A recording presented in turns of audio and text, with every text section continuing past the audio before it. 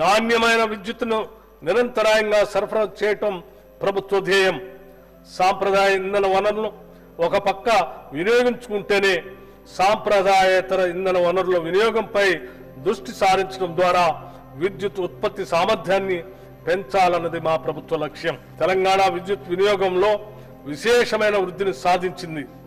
అంతేకాకుండా మన ట్రాన్స్కో తక్కువ సరఫరా నష్టాలతో దేశంలోని అగ్రగామి విద్యుత్ సంస్థల్లో ఒకటిగా నిలిచింది. ఈ సంవత్సరం తెలంగాణ గరిష్ట విద్యుత్ డిమాండ్ 16,918 మెగావాట్లకు చేరుకున్నా మనం ప్రజలకు నిరంతర విద్యుత్ సరఫరా అందించగలిగాము.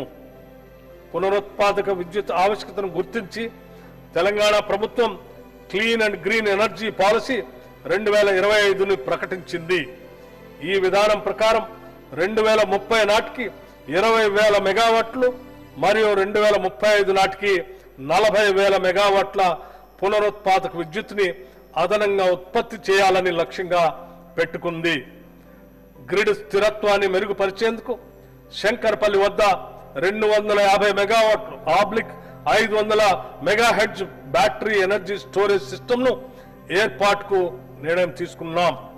సింగరేణి సంస్థ, Telangana renewable energy development corporation సంయుక్తంగా జియోథర్మల్ విద్యుత్ ఉత్పత్తిని సాధించడానికి ప్రయత్నాలు చేస్తున్నాం.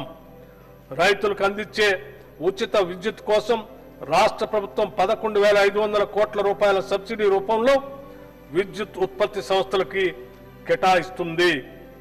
అదనంగా గృహజ్యోతి పథకం కింద 200 యూనిట్ల వరకు 50 లక్షల కుటుంబాలకు మరియు రాష్ట్రంలోని 30,000 ప్రభుత్వ విద్యా సంస్థలకి ఉచిత విద్యుత్ అందిస్తున్నాం.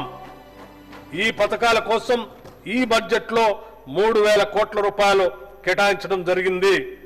నల్గొండ జిల్లా దామరచర్ల మండలం వేర్లపాలెం గ్రామంలో టీజీ జెన్కో ఆధ్వర్యంలో యాదాద్రి థర్మల్ పవర్ ప్లాంట్ నిర్మాణానికి కావలసిన పర్యావరణ అనుమతుల గురించి గత ప్రభుత్వం పట్టించుకోకపోవటం వల్ల తీవ్ర జాప్యం జరిగింది.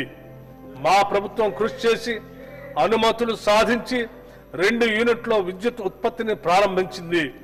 2025 మే నాటికి అన్ని 5 యూనిట్లలో విద్యుత్ ఉత్పత్తి చేయడానికి అవసరమైన చర్యలు తీసుకుంటున్నాం. ప్రజలకు మెరుగైన విద్యుత్ సేవలు అందించేందుకు దేశంలో ఎక్కడా లేని విధంగా విద్యుత్ అంబులెన్స్ సర్వీసెస్ ను ప్రభుత్వం ప్రారంభించింది.